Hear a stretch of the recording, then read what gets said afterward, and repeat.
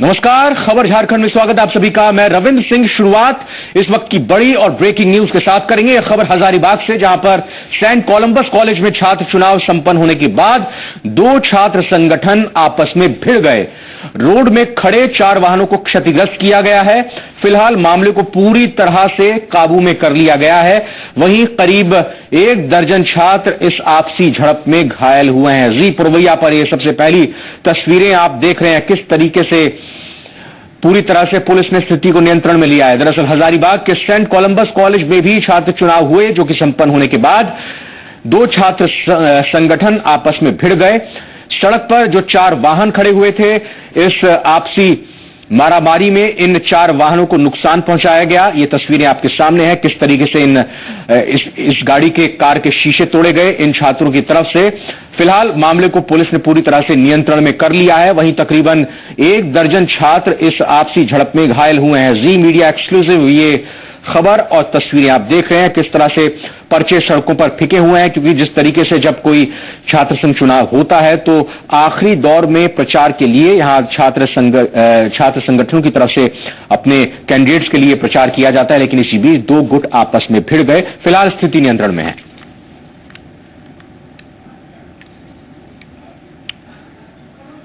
8 साल बाद झारखंड में छात्र संघ के चुनाव हुए और अब नतीजे भी आने शुरू हो गए हैं। लेकिन धनबाद के पीके राय कॉलेज में एक अलग ही तस्वीर को देखने को मिल रही है। चुनाव के दौरान छात्र संगठनों के बीच जमकर मारपीट हुई। बोगस वोटिंग को लेकर एबीवीपी और जनशक्ति संघ के कार्यकर्ताओं के बीच भिड़ंत हुई। एबीवीपी के महामंत्री का इस आपसी भिड़ंत में सिर फट गया।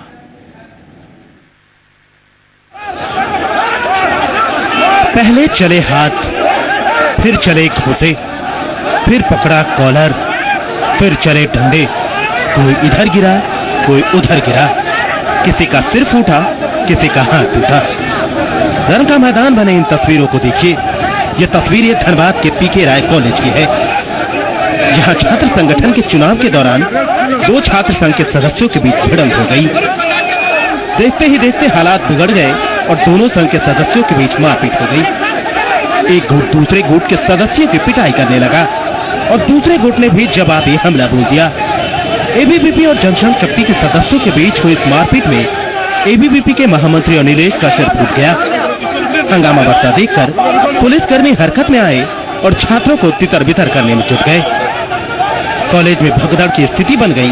हालांकि बाद में स्थिति नियंत्रण में हो गई। पूरा मामला बोगस वोटिंग का था। छात्रों के बीच हिंसा की घटना कई सवाल खड़े करता है। सवाल ये कि अनुशासन और आदर्श के मुद्दे पर चुनाव लड़ने वाले छात्र आखिर बात बात पर मारपीट पर क्यों उतारू हो जाते हैं। रितेश मिश्रा, जी मीडिया, धनबाद। तो इस लड़ाई झगड़े और मारपीट के बीच छात्र संघ चुनाव के रिजल्ट भी आने शुरू हो गए हैं। धनबाद की बात करें तो यहां के बीएसएस महिला कॉलेज में मासस छात्र संघ के तरफ से 4 सीटों पर जीत दर्ज की गई है, जिसके बाद छात्राओं के बीच जश्न का माहौल देखा गया। जमकर गुलाल और अबीर उड़ाया गया। इस दौरान छात्रों ने एक दूसरे को माला पहनाकर जीत की बधाई दी और आतिशबाजी भी की गई और खुशी का इजहार किया गया। बीएसएस कॉलेज में जो छात्राएं जीती हैं, उन्होंने कहा कि छात्राओं के हित में काम करेंगी।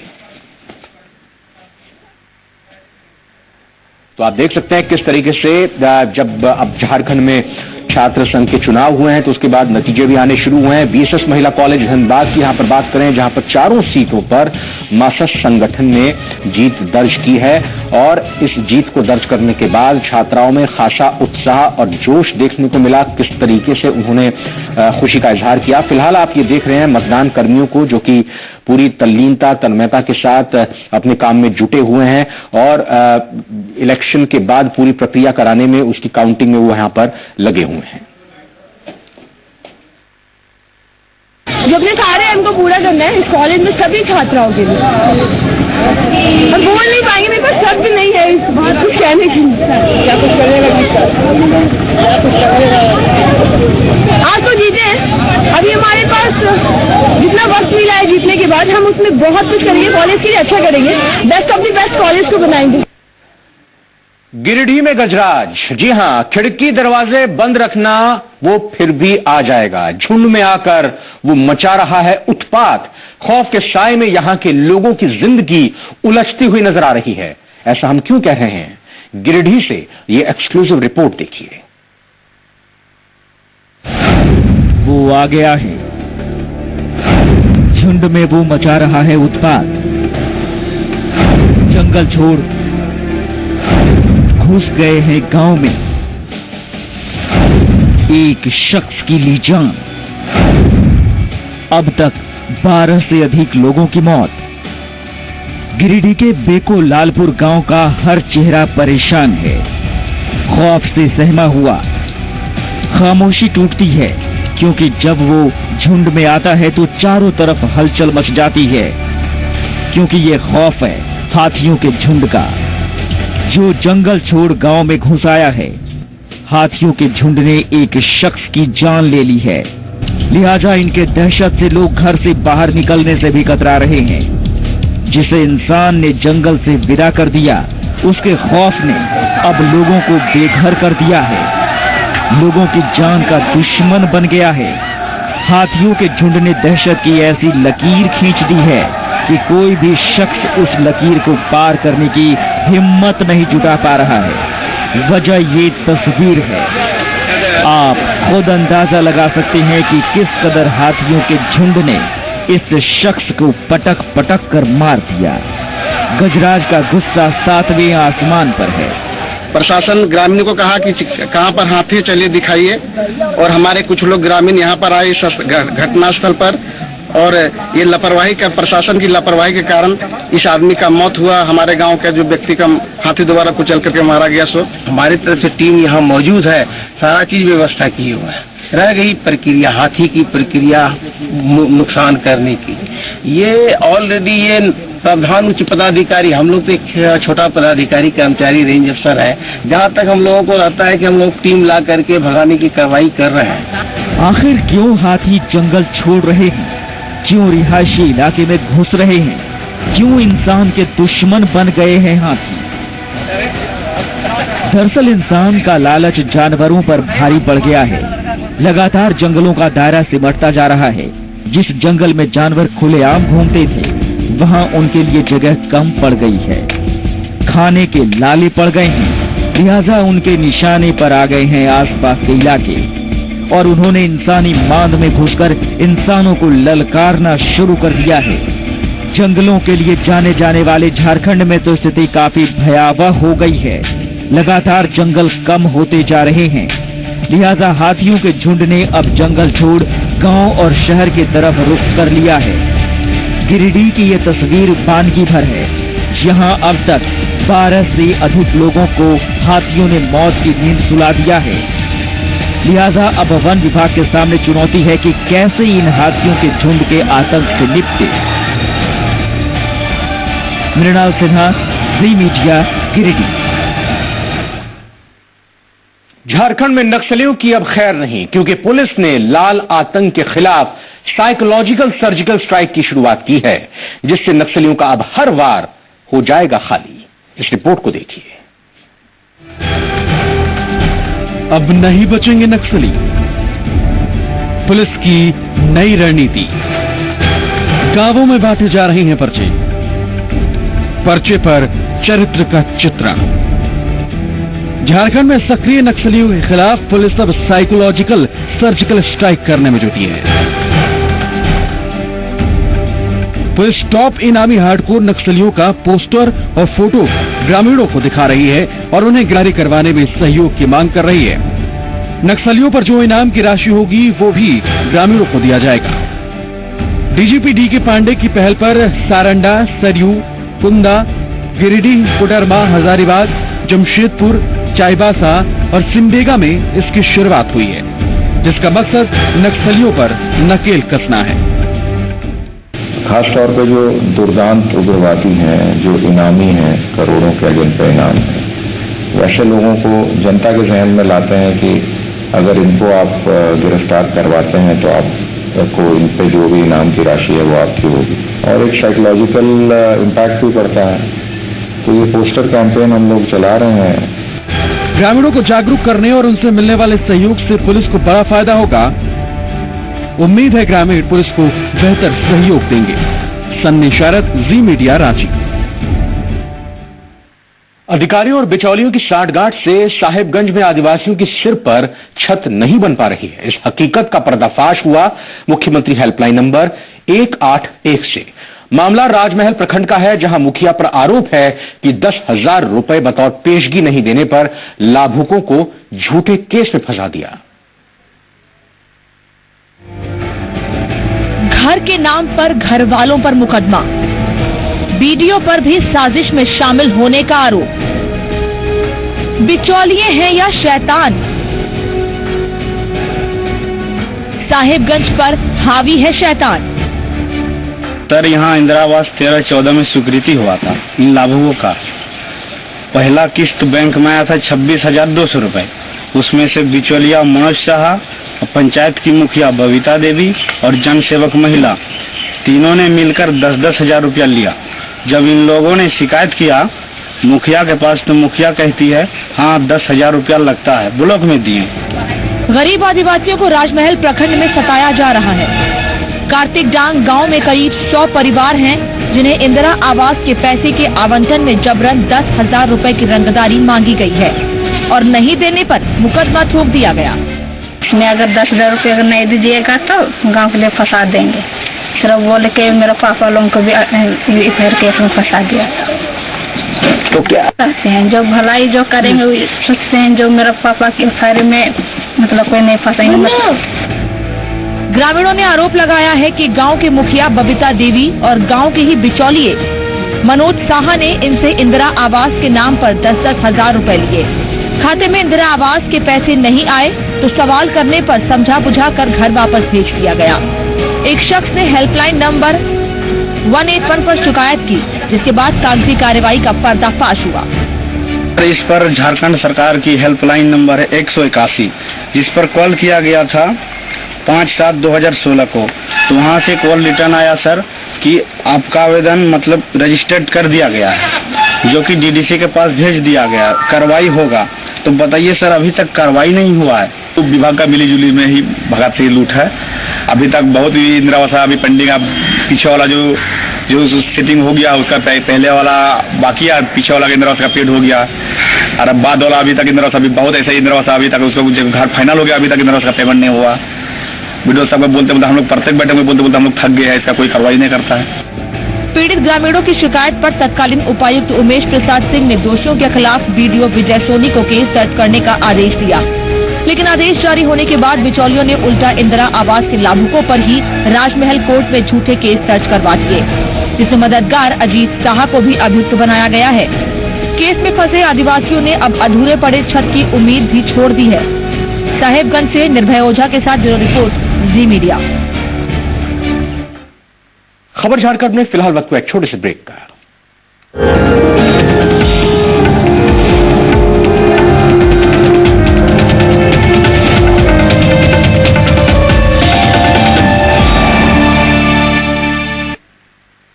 भाई ने ली भाई की जान। धनबाद में एक दर्दनाक वाकया सामने आया है। छोटे भाई पर आरोप है कि उसने पिता की मौत के बाद दिव्यांग भाई की परवरिश की जिम्मेदारी नहीं उठाई। बीमार भाई की मौत हो गई। समाज का इंसाफ देखिए। शव के दाह संस्कार के बदले समाज आरोपी भाई को सजा देने में लगा रहा, उस पर लात, घूसे और थप्पड़ चलाता रहा। फैसला है थप्पड़ मारने का। महिला मोर्चा की आड़ में कई पुरुषों ने भी हाथ साफ किए।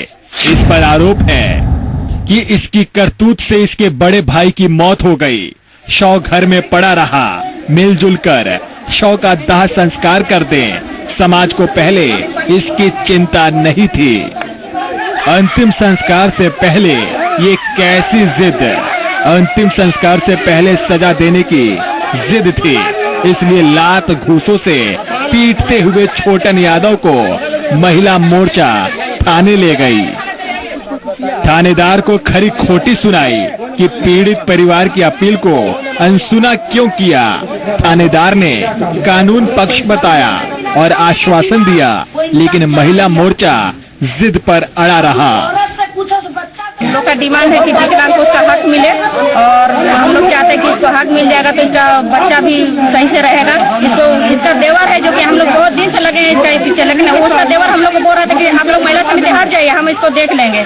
और यही चलते आज हम लोग को इसका जान चल गया इसका पति का। जिससे देगा हमको, हम जबरदस्त कहता कि तू लेके भाग जाएगी पैसा, तू दूसरा शादी करेगी। हम बोले मेरा पति के नाम पर पैसा दिया जाए, नॉमिनी में मेरा बेटा का नाम डाल दिया जाए, लेकिन कोई नहीं सुना। इधर लुटा पिटा छोटन यादव अपनी जिद पर था कि वो महिला मोर्चा की बात माने या भाभी की या फिर दिवंगत भाई की। इज्जत तुम देखना, तुम मेरा मर जाएंगे तब पर ही मेरा बेटा को अपना बेटा समझना। मैंने कहा भैया कभी आपको दिक्कत नहीं होने देंगे, और जब भैया जेठ कर गए तो हम अपने मानो भैया के कसम से बोला है कि जब तक मेरा भैया बोले कि 18 साल का मेरा बेटा 20 साल का हो जाएगा, अभी जितना भी पैसा उसका हक बनता है, मैं सारी पैसा उसका हक वाला जितना मैं उसका बेटा के नाम से कर दूंगा। दरअसल लगभग 3 वर्ष पहले बीसीसीएल कर्मी पीड़ित महिला के ससुर की मौत काम के दौरान हुई थी। उसके भविष्य निधि और बाकी की जमा पूंजी को मृतक के 2 बेटों में बराबर बांटने का फैसला लिया गया था। दिव्यांग होने की वजह से बड़े भाई की जगह छोटे को नौकरी मिली, साथ ही पेंशन की पूरी रकम मां को देने का फैसला हुआ। लेकिन छोटन पर बेईमानी का आरोप है, जिसकी वजह से बड़ा भाई चल बसा। नितेश मिश्रा, जी मीडिया, धनबाद। झारखंड के सीएम रघुवर दास ने पलामू दौरे के दौरान राज्य के साथ साथ जिले को कई सौगातें दी हैं। मुख्यमंत्री ने यहां 4000 करोड़ रुपए की कई अलग अलग योजनाओं का शिलान्यास और उद्घाटन किया, जो जिले के विकास में भी मील का पत्थर साबित होगा। पलामू से राज्य को कई सौगात, योजनाओं का ऑनलाइन उद्घाटन। राज्य में कई सड़क और पुल का होगा निर्माण, कई बाईपास बनाने की घोषणा। झारखंड के मुख्यमंत्री रघुवर दास ने पलामू से राज्य को कई बड़ी सौगात दी। मुख्यमंत्री ने यहां योजनाओं की ऑनलाइन शुरुआत भी की, जिसमें पथ निर्माण, पुल निर्माण के साथ नई सड़कों के बनाए जाने की घोषणा की। पूरे राज्य में आज एक साथ 55 पथ एवं 13 पुल का शिलान्यास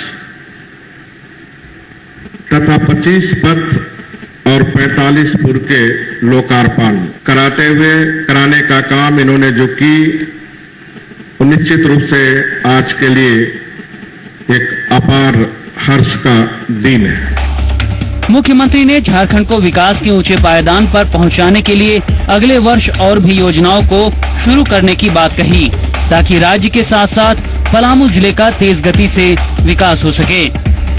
लंबी परियोजना के भी शुरुआत मार्च महीने में हम करेंगे, ताकि हमारे इस पलामू गढ़वा को अकाल का सामना न करना पड़े। हर गांव तक सिंचाई की व्यवस्था हमारी सरकार करेगी। ये योजना पे भी हमारी सरकार काम कर रही है। कार्यक्रम के दौरान मुख्यमंत्री ने CNT-SPT एक्ट का भी जिक्र किया और इसे आदिवासियों के लिए हितकर बताया। अमित कुमार, जी मीडिया, पलामू। झारखंड के सीएम रघुवर दास ने नोटबंदी पर पीएम मोदी की एक बार फिर से जमकर सराहना की। रघुवर दास ने लोगों से ईमानदारी से काम करने की अपील की। हर समाज में भगवान ने अगर आपको धन दी है, तब काला धन भी बैंक में रखने का धंधा मोदी जी खत्म कर दिया है। इसलिए ईमानदारी का कमाई करो, और जो भी भगवान ने पैसा आया तो एक गांव आप गोद ले लो। अगर हम फिर आप पास पैसा तो हम 5 गरीब का ही शौचालय मुक्त बना दे। अगर ये पैसे वाला काला धन लोग ये काम किए रहते तो आज काला धन वाले लोग का गुणगान गांव के लोग कहते हैं। अभी मोदी जी और टाइट करेंगे। जो बेनामी संपत्ति रखे हुए हैं, यहां भी घर, बेंगलोर में भी घर, दिल्ली में भी घर, रांची घर, सब धराएगा। इसलिए ईमानदारी से काम कर। जो मोदी जी का सपना है, गरीब भी सम्मान के साथ जिए, और इसीलिए 2017 का वर्ष हमारी केंद्र की सरकार, हमारे पार्टी के नेतृत्व अमित शाह 2017 का वर्ष गरीब कल्याण वर्ष रहेगा। झारखंड सरकार ने भी तय किया 2017 का वर्ष गरीब कल्याण वर्ष के साथ साथ विकास का वर्ष। और इसी खबर के साथ खबर झारखंड में फिलहाल इतना ही। आप बने रहिए जी भैया के साथ।